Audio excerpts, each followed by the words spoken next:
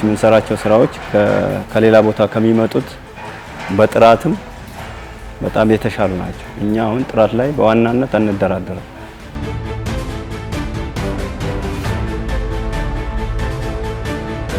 ስንጀምር ሁለት ሴትና አንድ ወንድ ሆነን ያው በዚህ ስራ ተሰማርተናል። እስከ 10,000 ብር አካባቢ ያው መነሻ ካፒታል ተጠቅመን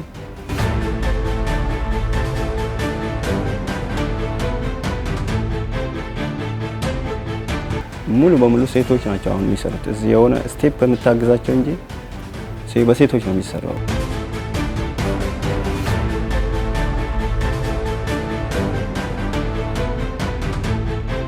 ግን ያንን በወዳደቁ ፕላስቲኮች ሃይላንድ በእነሱ በመተካት አበባውንም እዚሁ ከውጭ የሚመጣውን እዚሁ በማስቀረት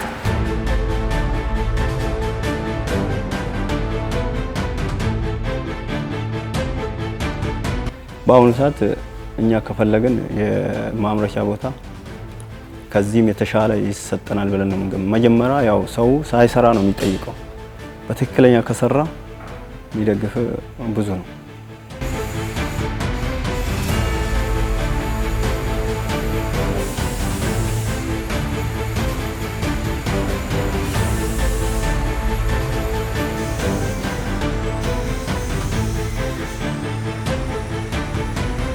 ወጣቶች ብዙ የስራ እድል አለ፣ ገና አልተነካም።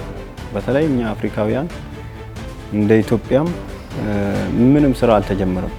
አንድን ስራ ወጥረን ከያዝነው ራሱ ነው ስራውን እየፈጠረ የሚሄደው። ካልሰራ ነው ግን ምንም አይነት ስራ ልናገኝ አንችልም። ሁሌ የሰው ፈላጊ ሳይሆን ራሳችን ምን መስራት ይችላል፣ እኔ ምን አበርክቻለሁ፣ የሆነች አዲስ ነገር ሰርተ እንደው መታወቅ የሚቻልበት በቃ ፈረንጆች እኮ ይታወቃሉ። ግን አንተ ለሌላው ትውልድ ደግሞ ምንድነው ስራ ጥለት አልፋለ። የኢትዮጵያ ስም ሲነሳ ባህሏም ሲወሳ አእምሯችን ላይ ድቅን ከሚሉ ነገሮች መካከል የቡና አፈላል ስነ ስርዓታችን እንደሆነ ይታወቃል። ሲኒና ጀበናው በውብ ረከቦት ተደርድሮ ቡና ተቆልቶ እየተሸተተ ከዚያም ተወቅጦ ሲፈላ ወርዶ እስኪሰክን ተጠብቆ በእርጋታ ቁጭ ተብሎ አቦል፣ ቶና እንዲሁም በረካ ብሎ ቡናን መጠጣት ለብዙ ዓመታት የቆየ ባህላችን ነው። እንዲህ የምንታወቅበትን የቡና አፈላል ስነ ስርዓታችንን ለመከወን የምንጠቀምባቸውን ቁሳቁሶች ከውጭ ሀገር እያስገቡ መጠቀሙ ያልተዋጠላቸው የጋዛ ጌጣጌጥ ስራ አስኪያጅ አቶ አብዱልቃድር አለማር አህመድ ዘመናዊ የቡና ረከቦት እንዲሁም ዕጣን ማጨሻዎችን በሀገር ውስጥ ማምረት ጀምረዋል። አብዱልቃድር አለማር አህመድ እባላለሁ። የጋዛ ጌጣጌጥ ስራ አስኪያጅ ነኝ። በ2014 ነው ስራ የጀመርነው። ስንጀምር ሁለት ሴትና አንድ ወንድ ሆነን ያው በዚህ ስራ ተሰማርተናል። እስከ 10,000 ብር አካባቢ ያው መነሻ ካፒታል ተጠቅመን ያው መስራት ጀምረናል ማለት ነው። አሁን ባለን ደረጃ የ9 ቋሚ ሰራተኛ ያው አሁን ወደ ማለፉ ነው ያለው። ለምን የገበያው ፍላጎት እየጨመረ ስለሆነ ከዛ በላይ የሆነ ነው ያለው። አሁን ያው የሰራተኛ እጥረትም አለ ማለት ይቻላል። ጋዛ ጌጣጌጥ የሚያመርታቸው ምርቶች ከውጭ ከሚገባው ምርት ጋር ሲወዳደሩ በጥራትም ሆነ በዋጋ የተሻሉ ናቸው። የኛ ስራዎች የምንሰራቸው ስራዎች ከሌላ ቦታ ከሚመጡት በጥራትም በጣም የተሻሉ ናቸው። እኛ አሁን ጥራት ላይ በዋናነት አንደራደርም። ሁለተኛ ደግሞ የኛን እቃዎችን ለሽያጭ ከፍ የሚያደርግልን ነገር ምንድነው? በየጊዜው የሆነች ቁሳቁስ ጨመረች ብለን ምን ጨምረው ነገር አይኖርም። ለምን እኛ በብዛት መሸጥ እና ትንሽ ስትጠቀም ከብዙሃኑ ታገኘዋል። በአንዱ ከምታገኝ በ10 ብታገኝ ይሻላል። ለምን ብዙ ሰራተኛ ይጠቀማል፣ ላንተም በዛው ልክ ደግሞ ገበያውም ይሰፋል ማለት ነው፣ ያው ለማህበሩ ማለት ነው። ስለዚህ ብዙ ጊዜ ሰዎች ትኩረት የሚያደርጉት የዋጋ ጭማሪ ላይ፣ ጥራቱ የወረደ እቃ በመሸጥ በእንደዛ አይነት ነው ሰዎች የሆነ የሚያገኙ ይመስላል። ግን የተሳሳተ መስመር ነው። ጋዛ ጌጣጌጥ ከውጭ የሚገባውን ጌጣጌጥ ከማስቀረቱም ባሻገር ከዚህ ቀደም ከውጭ እያስመጣ ይጠቀምበት የነበረውን ጥሬ ዕቃ በአካባቢው በሚገኙ ተረፈ ምርቶች በመተካት የጥሬ ዕቃ ፍላጎቱንም በአገር ውስጥ ማሟላት ችሏል። ሙሉ ማቴሪያልን እዚሁ ነው የምናመርተው። በፊት አበባን ከአዲስ አበባ ነበር የምናመጣው፣ አበባን ማለት ነው። አበባው ደግሞ ከየት ነው የሚመጣው? ከውጭ ነው የሚመጣው። ያው እኛ አቅም በሌለን በዶላር ተገዝቶ ነው።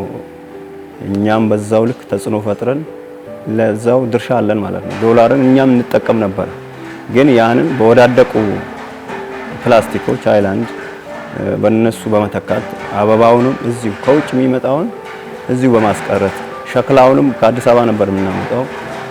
እዚሁ አሰልጥነን ሳምፕሎቹን ከአዲስ አበባ አምጥተን እዚሁ አሰልጥነን መልሰው ለኛ የሚሸጡበት ሁኔታ ነው ያሉት።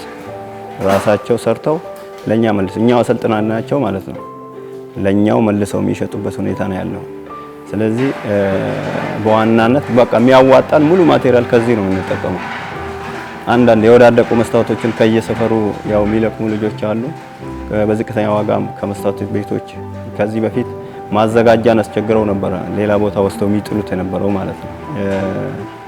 እንትኑ ማለት ነው ይሄ መስታወቱ ራሱ ስብርባሪው ሌላ ቦታ ወስደው ወጪ አውጥተው ነበር የሚጥሉት። አሁን ግን እኛ እንረከባለን፣ መልሰን ወደ ጥቅም እንደሚሰጥ አድርገን እናከፋፍለዋለን፣ ያው እንሰራለን ማለት ነው። በሁለተኛ ደግሞ ይሄ ሃይላንዶችን አሁን የሚሰበስቡ ልጆች አሉ፣ እኛ እንገዛለን። አሁን ከሌላው በተሻለ ዋጋ ንጹህ ከሆነ ለምን እዚሁ ስለሚቆራረጥ ሽታ የሌለው ምናምን መሆን አለበት። ኳሊቲ የሆነ ፕላስቲኮችን ተጠቅመን እዚሁ ወደ ውጤት ወደ ስራ አካባቢን ከማቆሸሽ አልፎ ለሰው ውበት እስከሚሆን ድረስ በዛም ልክ ዶላርን በመቀነስ የሆነ አስተዋጽኦ አለን ማለት ነው። ጋዛ ጌጣጌጥ የአካባቢ ብክለትን ከመቀነስ ባሻገር ለብዙ ዜጎችም የስራ ዕድል ፈጥሯል። እኛ የተነሳንበት ከሄዳ ወደ ሚንዳ የሚባል ስልጠና ነበር ከዚህ በፊት የመጣ ማለት ነው። የዛኔ በውስን ሰዎች ነበር እንትኑ ለምሳሌ ዲኮር ራሱ በተወሰኑ ሰዎች ነበር። ከዛ በኋላ ለብዙሃን ማሰልጠን ጀመረ።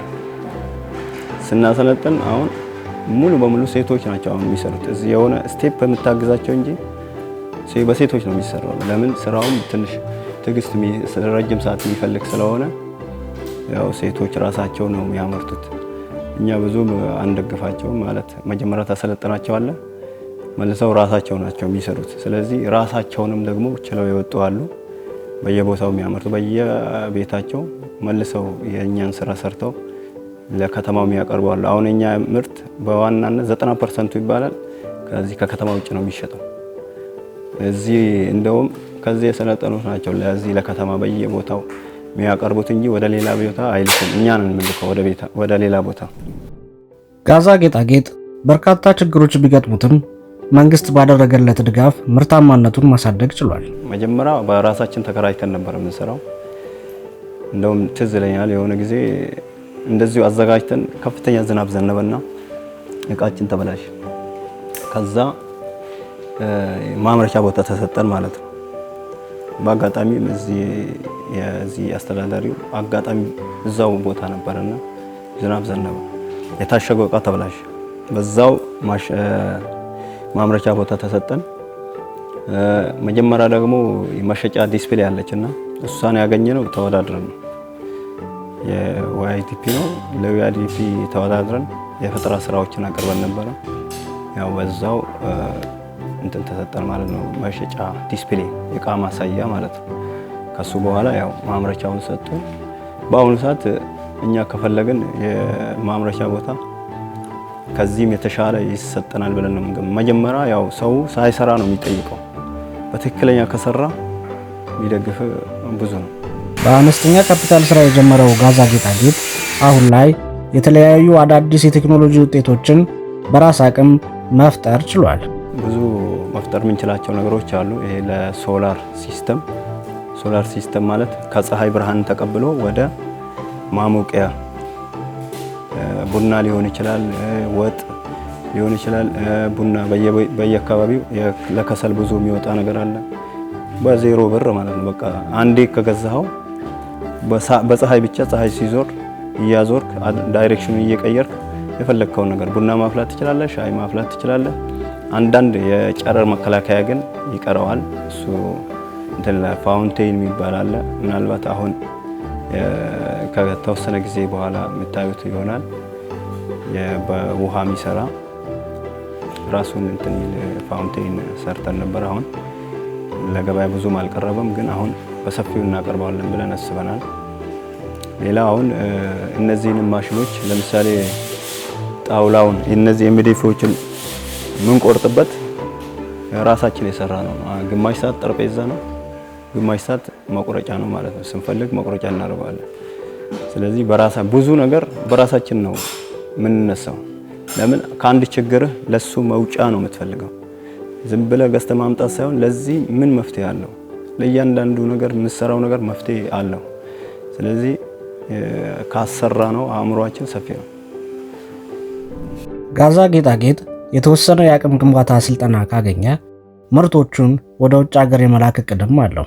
አሁን እኛ አንድ ዋና ድጋፍ ብዬ የማስበው ለምሳሌ እኛ እቃ በትክክል ምናልባት የውጮችን ስታንዳርድ ብዙም ባናቀውም የሆነ ሙያዊ ድጋፍ ለምሳሌ ውጮች ምንድነው የሚፈልጉት?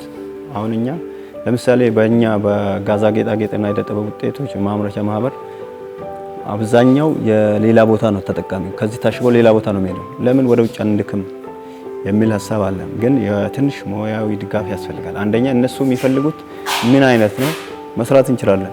ለምን ምንም የሚቸገረን ነገር አይኖርም። በእኛ ዘርፍ ብቁ ነን ብለን እናስባለን። የተወሰነ ግን ያው ሙያዊ ድጋፍ ያስፈልጋል። የተወሰነ ውጮች ምንድነው የሚፈልጉት ምን አይነት ለምሳሌ ውጮች ስንል ይሄ ፈረንጆችን ሳይሆን እነዚህ አፍሪካውያን በቀላሉ ከጎረቤት የሚጀምር ከኬንያ ምንድነው የሚፈልገው ከኛ ምን መውሰድ ይችላል። እነዚህ እነ ግብጽም ይሁን በቃ ሌላ አፍሪካውያን ምን ይፈልጋሉ፣ ግን እኛ በምን መልኩ አምርተን መሸጥ እንችላለን የሚለው ትንሽ ሙያዊ ድጋፍ ቢሰጠን ብዬ አስባለሁ። ሀገራችን ገና ብዙ ያልተነካ ዘርፍ እንዳላት የገለጹት አቶ አብዱልቃድር ወጣቶች የሥራ ባህላቸውን በማሻሻል ከውጭ የሚገቡ ምርቶችን በሀገር ውስጥ በማምረት ብቻ ስኬታማ መሆን እንደሚችሉ ልምዳቸውን አካፍለዋል። ወጣቶች ብዙ የሥራ እድል አለ፣ ገና አልተነካም።